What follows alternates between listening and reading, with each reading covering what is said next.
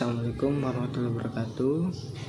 Kami dari kelompok 4 yang beranggotakan Resti Maulidah Rahman dan saya sendiri Muhammad Fahri Hikmah yang akan mempresentasikan materi yang berjudul estimasi parameter. Estimasi parameter umumnya kita ingin mengambil sifat suatu populasi berdasarkan pengujian terhadap sebagian kecil dari populasi tersebut. Suatu populasi dikarakterisasi oleh ukuran-ukuran yang disebut parameter, sedangkan sampel dikarakterisasi oleh ukuran yang disebut statistik. Dengan statistik, kita berusaha untuk menyimpulkan populasi. Untuk itu, sifat-sifat populasi dipelajari berdasarkan hasil analisis data dari sampling atau sensus. Salah satu cara pengambilan kesimpulan tentang parameter adalah estimasi (penaksiran harga parameter). Estimasi statistik populasi. Pertama, untuk melakukan estimasi statistik untuk populasi dibutuhkan varians dari data populasi maupun sampel, ukuran sampel yang baik, dan interval kepercayaan. 2. Keputusan yang diambil berdasarkan tingkat atau derajat kepercayaan. 3. Derajat kepercayaan (1 A) bergantung pada persoalan yang dihadapi dan seberapa besar si peneliti yang ingin yakin. 4. Derajat kepercayaan yang biasa digunakan adalah 0,95 atau 0,99. Ciri-ciri estimasi yang baik. 1. Tidak bias. Mengapa dikatakan tidak bias? Jika harga statistik atau sampel sama dengan harga parameter atau populasi. 2. Efisien distribusi estimator. Harga statistik memiliki standar deviasi yang kecil. 3. Konsisten secara matematis. Harga statistik yang dikonsisten harus dapat memberi suatu estimasi titik sempurna terhadap harga parameter.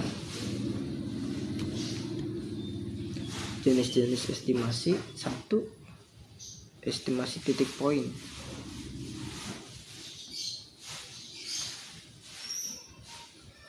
Kelemahan: tidak ada derajat kepercayaan atas nilai estimasi diperoleh dari sampel. 1. Mengestimasi suatu parameter berdasarkan suatu nilai saja. 2. Hasil estimasi tidak memberikan tingkat keyakinan tertentu. Bisa dilihat rumusnya seperti berikut.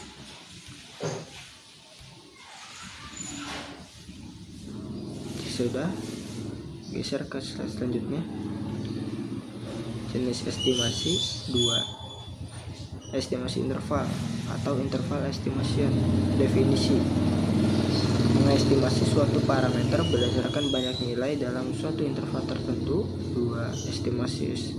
Hasil estimasi interval lebih memiliki tingkat keyakinan tertentu. Contohnya sebagai berikut, bisa lihat. Bila sudah, saya akan menggeser ke slide selanjutnya. Estimasi interval. Estimasi interval menunjukkan pada interval berapa suatu parameter populasi yang akan datang. 2. Estimasi ini dibatasi oleh dua nilai, disebut sebagai batas atas dan batas bawah, yang masing-masing mempunyai simpangan D dari estimatornya. 3. Besarnya D akan tergantung kepada yang di bawah ini. 1. Ukuran sampel acak yang digunakan. 2. Tingkat keyakinan atau level of confidence. 3. Distribusi probabilitas untuk mengestimasi value yang akan digunakan. Estimasi interval. 1. Tingkat keyakinan level of confidence perlu ditentukan untuk mengestimasi sebuah parameter. 2.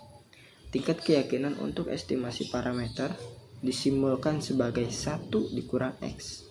di mana X adalah taraf nyata atau besarnya kesalahan yang ditolerir dalam membuat keputusan.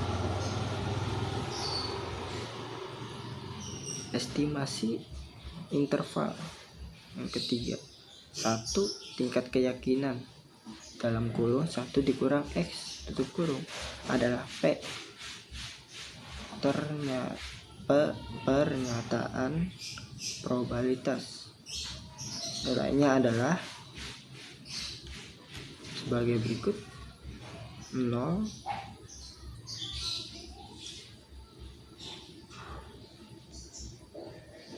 kurang dari tutup kurung 1 dikurang X tutup kurung kurang dari 1.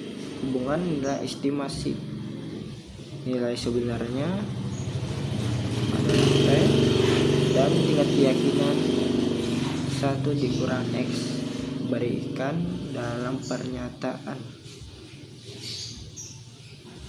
3. Dalam pengujian distribusi normal telah menjelaskan cara mengkonversikan nilai dan varians data ke dalam bentuk Z sebagai berikut.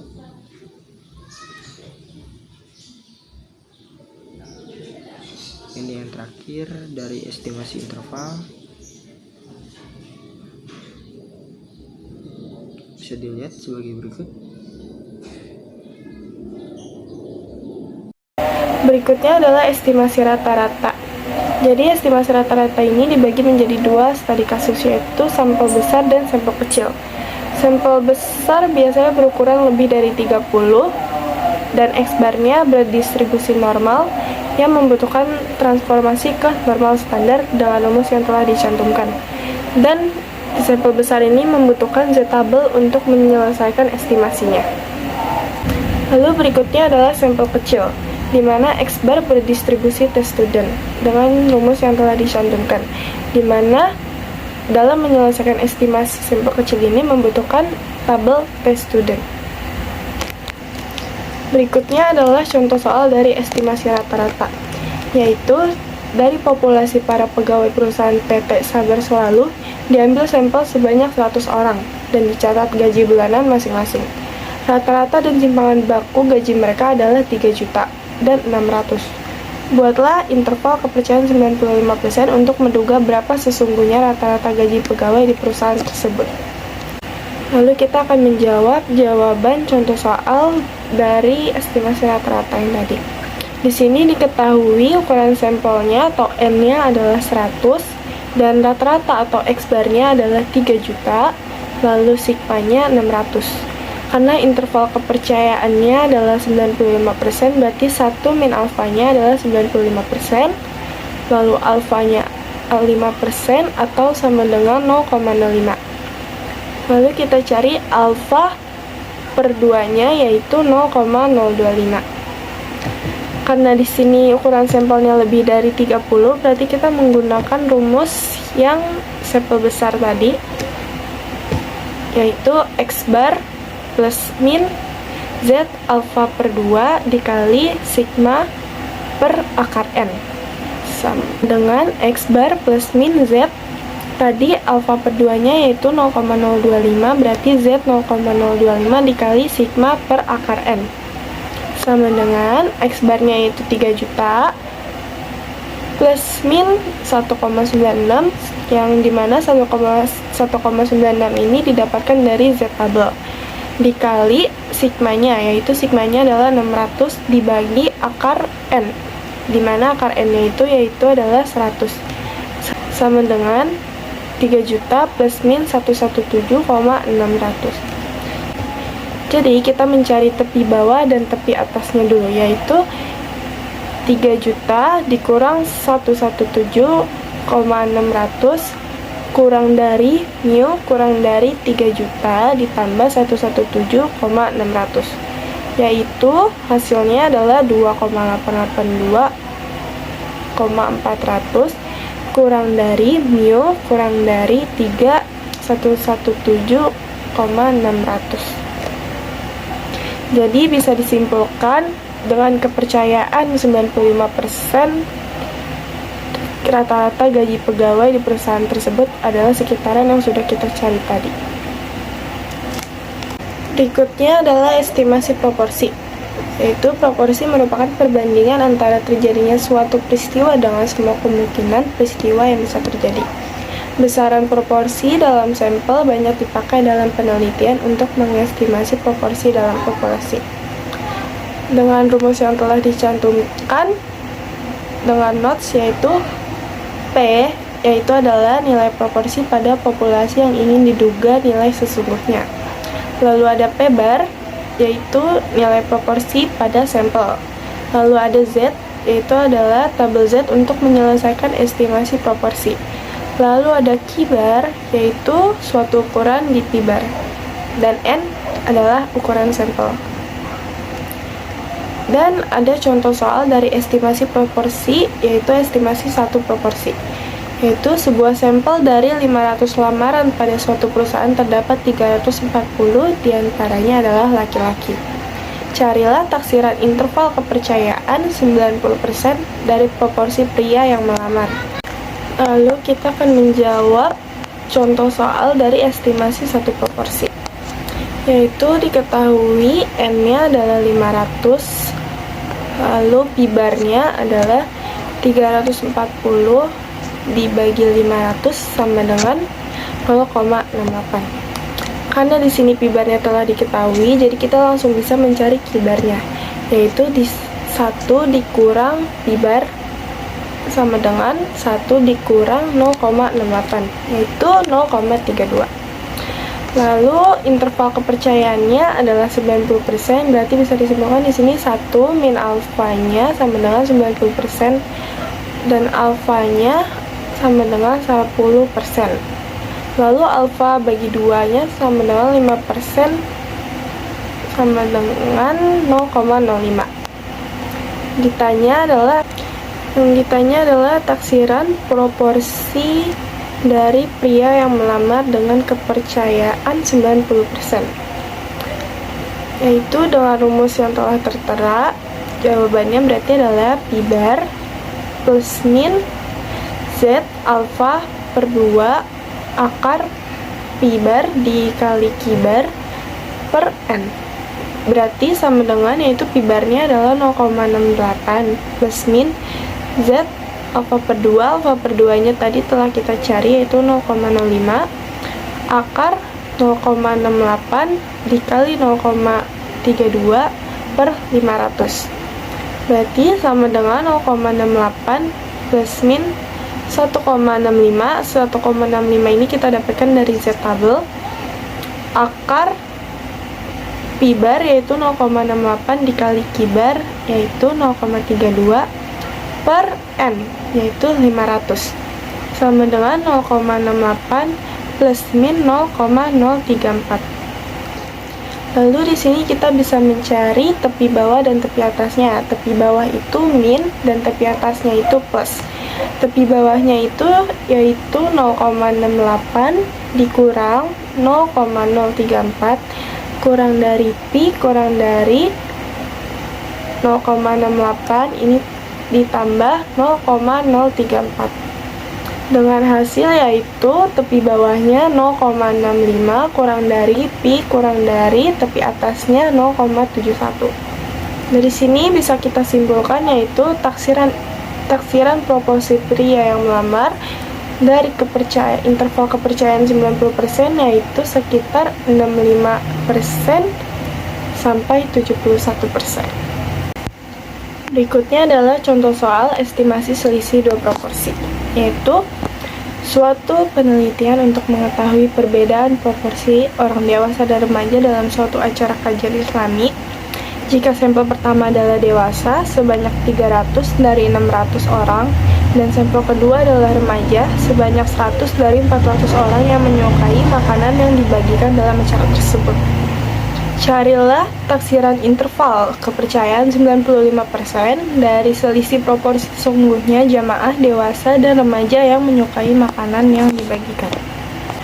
Lalu jawaban contoh soal dari estimasi selisih dua proporsi, rumusnya bisa kita lihat agak berbeda dari yang satu proporsi.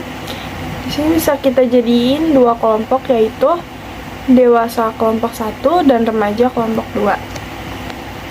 Dengan rumus yang tertera diketahui N1-nya sama dengan 600 dan N2-nya sama dengan 400. Lalu pi bar 1-nya sama dengan 300 dibagi 600 sama dengan 0,5. Karena pi bar 1-nya telah diketahui, kita bisa langsung mencari pi bar 1-nya, yaitu 0,5. Lalu pi bar 2-nya 100 per 400 sama dengan 0,25. Karena pi barnya telah diketahui, kita juga bisa langsung mencari ki bar 2-nya, yaitu 0,75. Lalu interval kepercayaannya adalah 95%, berarti 1 min alfanya sama dengan 95%. Dengan alfa sama dengan 5%, dan alfa per 2-nya sama dengan 2,5%, sama dengan 0,025. Dan z tabelnya 0,025 sama dengan 1,96. 1,96 ini kita dapatkan dari z tabel. Langsung ke jawaban, yaitu pi bar 1 dikurang pi bar 2 plus min z 0,025. Akar pi bar 1 dikali ki bar 1 per N1 ditambah pi bar 2 dikali ki bar 2 per N2 sama dengan pi bar 1-nya yaitu 0,5 dikurang pi bar 2-nya yaitu 0,25 plus min 1,96, itu dari tadi yang z tabel. Lalu akar pi bar 1 dikali ki bar 1 per N1 yaitu 0,5 dikali 0,5 per 600 ditambah pi bar 2 dikali ki bar 2 per N2 yaitu 0,25 dikali 0,75 per 400, yaitu dengan hasil sama dengan 0,25 plus min 0,06. Kita bisa mencari tepi bawah dan tepi atasnya, yaitu tepi bawah sama dengan min dan tepi atas sama dengan plus, yaitu 0,25 min 0,06 kurang dari P1 dikurang P2 kurang dari 0,25 ditambah 0,06. Lalu hasil dari tepi bawah dan tepi atasnya adalah tepi bawahnya adalah 0,19 kurang dari P1 kurang P2 kurang dari tepi atasnya adalah 0,31. Bisa disimpulkan taksiran dari selisih proporsi jamaah dewasa dan remaja yang menyukai makanan yang dibagikan dalam acara tersebut adalah sekitar 19% sampai dengan 31% dengan kepercayaan 95%. Selanjutnya adalah estimasi variansi.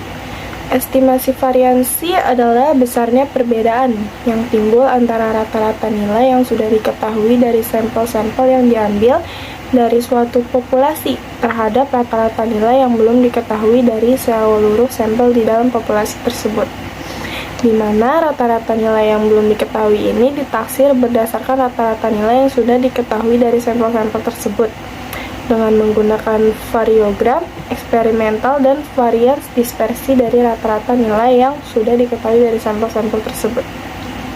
Lalu rumusnya adalah dalam kurung N kurang 1 varians 2 per C kuadrat alfa per 2 kurang dari sigma kuadrat kurang dari N per 1 varians akar 2 per C kuadrat 1 min alfa per 2 dengan keterangan rumus, yaitu N-nya adalah ukuran sampel dan S akarnya adalah varian sampel, sigma kuadratnya adalah variansi populasi yang akan ditaksir nilainya, dan X akarnya adalah C kuadrat, yaitu kita membutuhkan tabel C kuadrat untuk menyelesaikan estimasi variansi ini.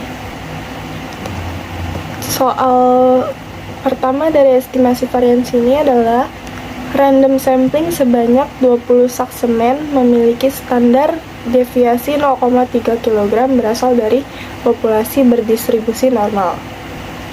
Tentukan interval kepercayaan dengan 95% untuk variansi dan simpangan baku semua segmen. Lalu lanjut ke pembahasan soal sebelumnya, yaitu diketahui N-nya, ukuran samplingnya adalah 20, lalu standar deviasinya adalah 0,3, dan karena interval kepercayaannya 95%, berarti 1 min alfanya sama dengan 95%, lalu alfanya sama dengan 5%, atau 0,05. Lalu kita bisa cari nilai distribusi C kuadratnya, yaitu C kuadrat alfa per 2 sama dengan 0,025 sama dengan 19,023. Ini 19,023 nya yaitu dari tabel C kuadrat. Lalu berikutnya C kuadrat 1 min alfa per 2 sama dengan C kuadrat 0,975, dan didapatkan dari C kuadrat tabel yaitu 2,7. Lalu mu-nya yaitu sama dengan N dikurang 1, berarti 20 dikurang 1 sama dengan 19. Selanjutnya adalah 19 dikali 0,3 per 2 dibagi distribusi nilai C kuadrat, yaitu C kuadrat 0,025 kurang dari sigma kuadrat kurang dari 19 dikali 0,3 kuadrat per distribusi C kuadrat, yaitu 0,975, sama dengan 19 dikali 0,09 per C kuadrat alfa per 2, yaitu yang tadi 19,023 kurang dari sigma kuadrat kurang dari 19 kali 0,09 per C kuadrat 1 min alfa per 2, yaitu 2,7, sama dengan yaitu 0,0898 kurang dari sigma kuadrat kurang dari 0,63. Dan untuk mencari simpangan bakunya tinggal kita akarkan saja hasil dari bawah dan atasnya, yaitu akar 0,0898 kurang dari sigma kurang dari akar dari 0,63, yaitu didapatkan hasil 0,299 kurang dari sigma kurang dari 0,793.